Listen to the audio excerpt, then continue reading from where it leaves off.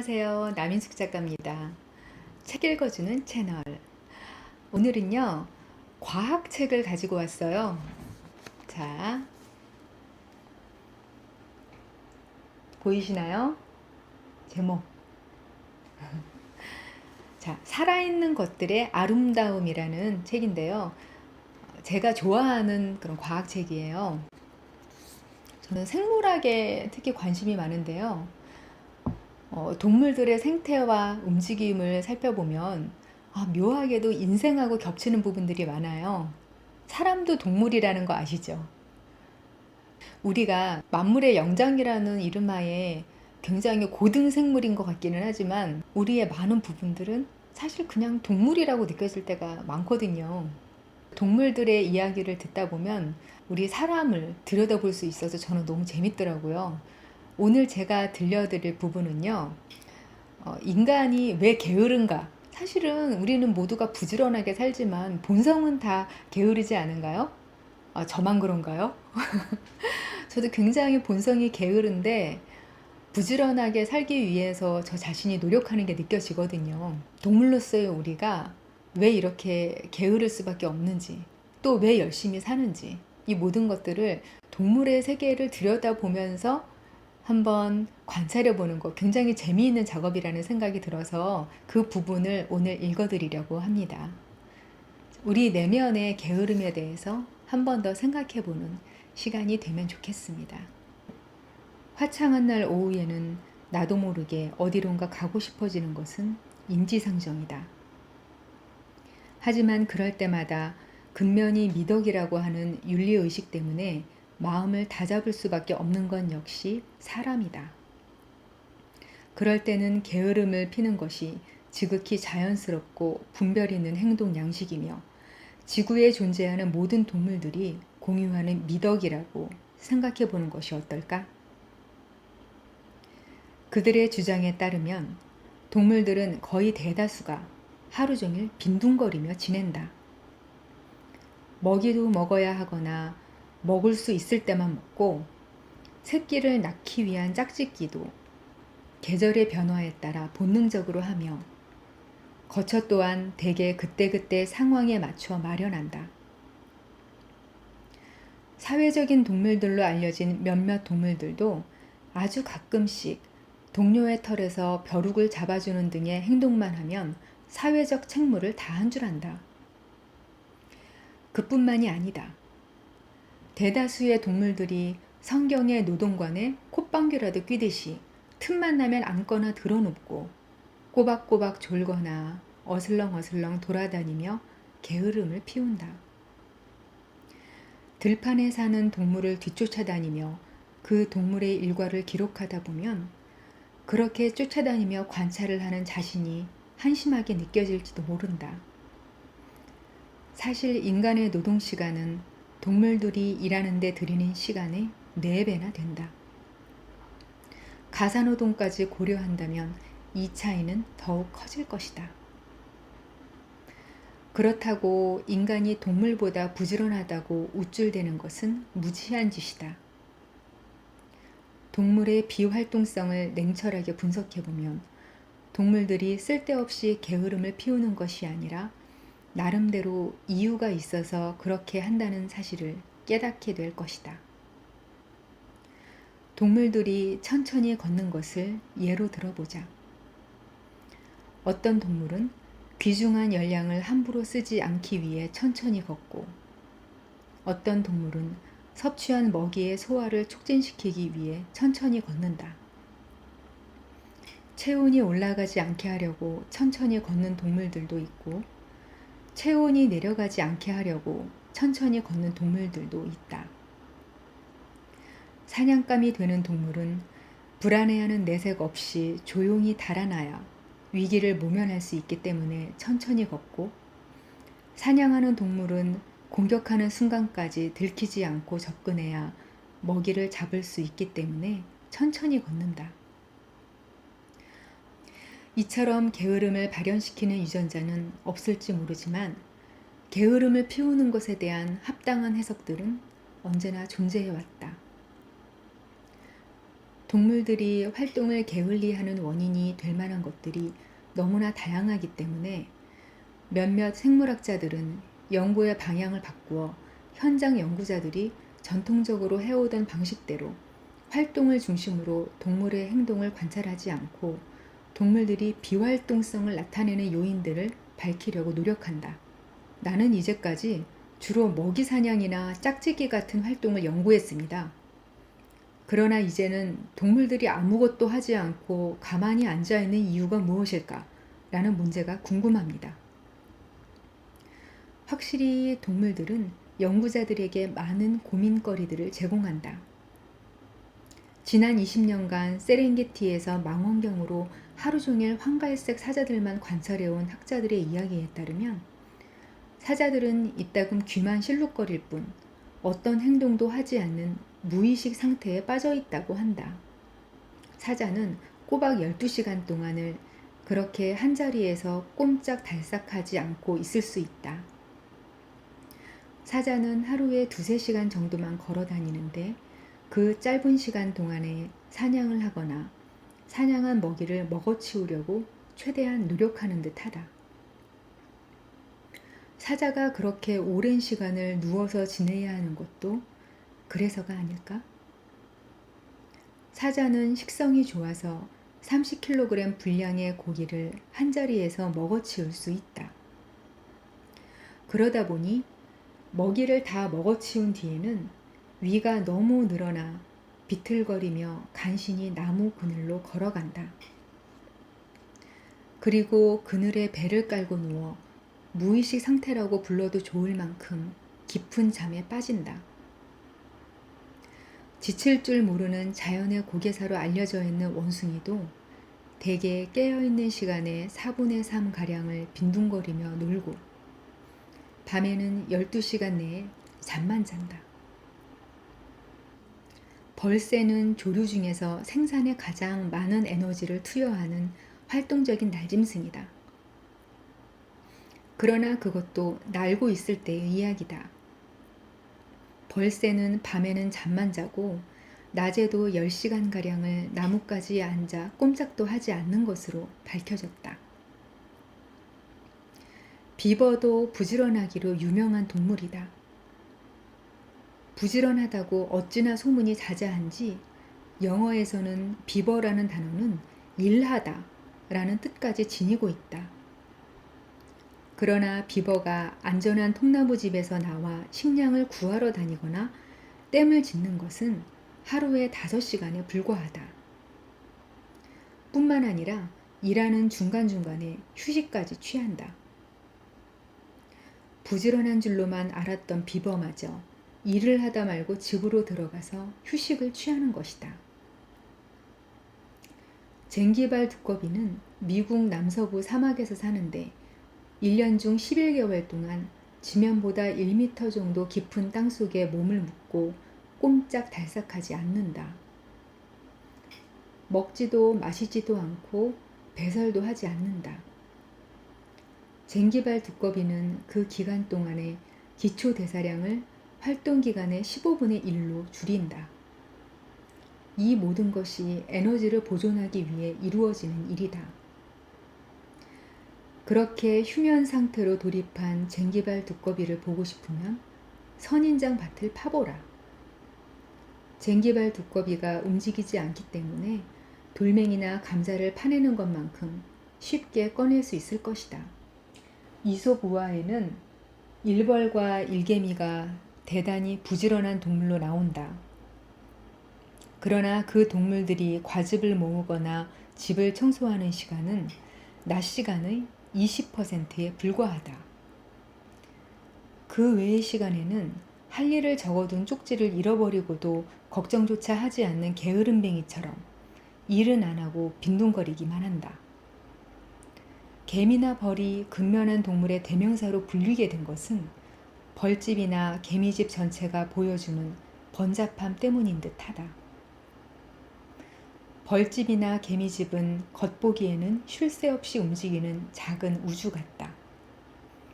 그러나 과학자들이 각각의 개미들과 벌들이 매 순간 무엇을 하는지 알아보기 위해 개체 하나하나에 일일이 꼬리표를 붙이고 관찰한 결과 벌들과 개미들의 휴식 시간이 상당히 길다는 사실이 밝혀졌다. 동물들의 휴식에 대해 연구하는 생물학자들은 경제학자들처럼 동물의 에너지 수요, 출산율, 물과 먹이가 비교적 풍부한 곳의 위치, 기후 조건 등의 요인들을 고려한 정교한 수리적 모델들을 활용하고 있다. 이러한 방식으로 비용과 편익을 분석해본 생물학자들은 휴식을 취하기로 한 동물들의 결정에 감탄을 금치 못한다. 생물학자들 중에는 동물의 휴식을 게으름이라는 말로 일축하는 것을 강력하게 비판하고, 동물의 휴식은 임무를 완수하기 위한 목적성을 지니고 있으므로 생존에 도움이 된다고 주장하는 이들도 있다. 동물들이 게으름을 부리는 것은 생존을 위해 불가피한 일인 듯하다. 되새김 동물인 무스의 경우에는 위에서 음식물이 잘 소화되게 하려면 움직여서는 안 된다. 무스의 위는 4개의 방으로 나누어져 있는데 위가 나뭇잎, 풀줄기, 잡초 같은 섬유질이 많은 먹이를 소화하게 하려면 꼼짝 않고 한 곳에 가만히 있어야 하는 것이다. 무스는 1시간 동안 먹은 풀을 소화하는데 4시간이 걸린다. 따라서 그 4시간 동안 어쩔 수 없이 게으름을 피워야 하는 것이다. 무스가 지나친 활동을 피하는 데에는 또 다른 이유가 있다. 무스는 몸집이 커서 먹이를 찾아다니는 동안 땀을 엄청나게 많이 흘린다. 그러다 보니 너무 오랫동안 먹이를 찾아 돌아다니면 생명에 위협을 줄 정도로 체온이 상승하게 된다. 더구나 그렇게 체온이 상승해 있을 때 맹수라도 나타나면 달아나려고 하다가 체온이 더 올라가서 일사병으로 죽고 만다. 결국 먹이를 조금 더 먹으려고 욕심을 부렸다가는 세상과 영영 이별하고 결과적으로 맹수에게 뜻하지 않은 횡재만 안겨주게 되는 셈이다. 벌새의 행동을 오랫동안 관찰해온 연구자들은 벌새가 휴식을 자주 취하는 것이 합당한 행동이라는 결론을 내렸다. 벌새는 통꽃에서 꿀을 빨아먹는 동안에 공중의 정지 상태로 있기 위해 정교한 팔자 모양으로 1초에 60회 정도 날갯짓을 해야 한다. 한 번 비행하는데 그렇게 큰 비용을 들여야 한다면 미국 항공우주국조차 비행할 엄두를 못 낼 것이다. 몸무게 1g에 소비되는 열량을 따져보면 벌새가 정지 비행을 할 때 동물들 중에서 가장 많은 에너지를 소비한다. 벌새와 벌새만큼이나 한 번 나는데 많은 에너지를 소비하는 아프리카의 태양새는 먹이를 많이 구할 수 있는 경우가 아니면 날지 않고 앉아있는 편이 훨씬 낫다. 태양새는 멀리까지 비행하지 않고서도 먹이를 구할 수 있도록 자신의 세력권을 형성하고 그 세력권 안에서 자라는 꽃들이 꿀을 충분히 생산하기를 기다린다. 어떤 동물들은 움직이지 않음으로써 얻는 이익이 너무나 크기 때문에 부처상처럼 미동조차 않고 산다. 미국 남서부의 사막지대에 사는 갈퀴발 도마뱀은 모래 위로 눈만 빼꼼 내놓고 몇 시간 동안이나 움직이지 않는다. 그렇게 있으면 따뜻한 모래가 도마뱀의 기운을 돋우어 준다. 곤충이 지나가면 도마뱀이 모래에서 나가 잡아먹을 수 있도록 에너지를 충전시켜 주는 것이다. 반대로 갈퀴발 도마뱀의 포식자인 뱀이 다가오면 그 도마뱀은 사냥할 기운을 얻기 위해 움직이지 않았을 때의 경험을 되살려 호흡과 심장 박동을 일시적으로 정지시키고 죽은 신용을 한다. 갈퀴발 도마뱀은 모래 속에 몸을 묻고 움직이지 않기 때문에 수분의 손실을 줄이고 사막 짐승들의 끊임없는 위협에서 벗어날 수 있다. 사막처럼 기후가 좋지 않은 곳에서 사는 동물들은 대개 비가 와서 날이 서늘해지기를 기다리며 한 해를 보낸다. 미국 남서부의 사막지대에 사는 쟁기발 두꺼비는 비가 오고 곤충들이 돌아다니는 7월에만 땅 위로 나온다. 쟁기발 두꺼비의 암컷과 수컷들은 돌멩이처럼 딱딱하게 굳어있던 휴면 상태에서 벗어나는 날 밤에 곧바로 짝짓기를 하고 그때부터 부지런히 먹기 시작한다. 체지방의 30%가 증가할 정도로 많이 먹어둬야 이후 11개월 동안을 휴면 상태로 버틸 수 있기 때문이다. 포유동물 중에는 겨울만 되면 동면에 들어가 신진대사율을 크게 낮춤으로써 에너지 소비를 억제하는 동물들이 상당히 많다. 줄무늬 다람쥐는 동면에 들어가면 심장의 박동수가 1분의 1, 2회 정도로 줄고 체온이 얼어 죽지 않을 정도까지 떨어진다. 초식 동물들이 동면에 들어가는 데에는 충분한 근거가 있다. 겨울이 되면 기후 조건이 나빠져 먹이도 없고 번식하기도 어려운 데다가 목숨을 위협하는 육식 동물들만 나돌아다니기 때문에 힘없는 초식 동물로서는 동면에 들어가는 것이 최선책인 것이다. 생물학자들은 때때로 기후상의 악조건과 같은 명백한 이유 없이 게으름을 피우는 동물들을 발견하고 당황하기도 한다. 벌거숭이 두더지쥐는 몸에 털이 없고 눈이 퇴화하여 시력도 없고 몸집이 작고 생김새도 볼품없는 포유동물로 땅속에서 무리지어 생활한다. 학자들은 집단 생활을 하는 이 벌거숭이 두더지쥐들을 관찰하면서 무리 속에서 덩치가 큰 녀석들이 왜 가장 덜 움직이고 가장 많이 자는 것처럼 보일까 궁금해했다. 그러던 어느 날 학자들은 실험실에서 관찰하던 벌거숭이 두더지쥐 집단에 뱀 한 마리를 넣어보고서 그 이유를 알았다. 뱀을 집어넣자 덩치 큰 벌거숭이 두더지쥐들이 펄쩍 뛰어올라 그 뱀을 공격했다. 자는 것처럼 보였지만 사실 주위를 경계하고 있었던 것이다. 최근에는 군집 생활을 하는 곤충들이 사소한 활동에 에너지를 낭비할 여유가 없다는 사실을 입증하는 새로운 연구 결과들이 속속 나오고 있다. 개미와 벌은 축전지와 같아서 집단을 위해 사용할 일정량의 에너지를 지니고 태어난다.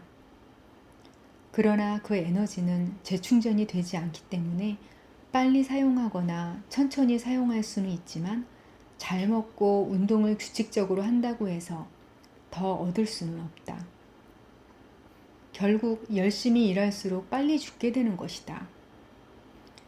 그러한 사실을 생각하면 꿀을 모으지 않고 휴식을 취하고 싶어하는 벌들의 심정에 공감이 간다. 게으름의 대명사로 일컬어지며 시도 때도 없이 욕을 먹는 나무늘보한테도 명예를 회복할 기회를 주자. 나무늘보는 중앙아메리카와 남아메리카 전역에서 서식하는데 길고 유연한 다리로 나무에 매달려서 먹이를 먹고 하루에 15시간씩 수면을 취한다. 어찌나 몸을 움직이지 않는지 털과 발톱에 두 종류의 조류가 자랄 정도이다. 새끼 나무늘보는 어미의 배 위에서 생활하는데 움직이기를 너무 싫어해서 배설도 어미의 털에다 한다. 어미도 자기 털에 묻은 새끼의 배설물을 간간히 털어낼 뿐이다. 하지만 나무늘보의 그러한 행동을 보고 게으르다고 욕해서는 안 된다.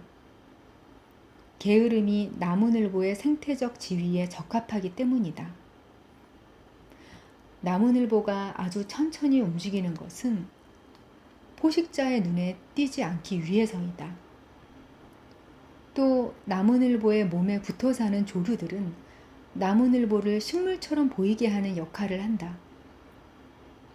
햇빛에 녹청색으로 번들거리는 조류 때문에 나무늘보가 마치 나뭇가지에 늘어진 식물처럼 위장할 수 있는 것이다. 인간이 부지런할 수 있는 것은 다른 동물과 달리 쉬고 싶은 욕구를 억제할 수 있기 때문이다. 인간은 졸리면 커피를 마시고 따뜻해서 잠이 쏟아질 때는 난방기를 끈다. 인간은 그런 식으로 일을 해서 생존에 쓰고도 남을 양의 자원을 모으지만 다람쥐는 한 해 겨울을 무사히 나는 데 필요한 자원만 모은다.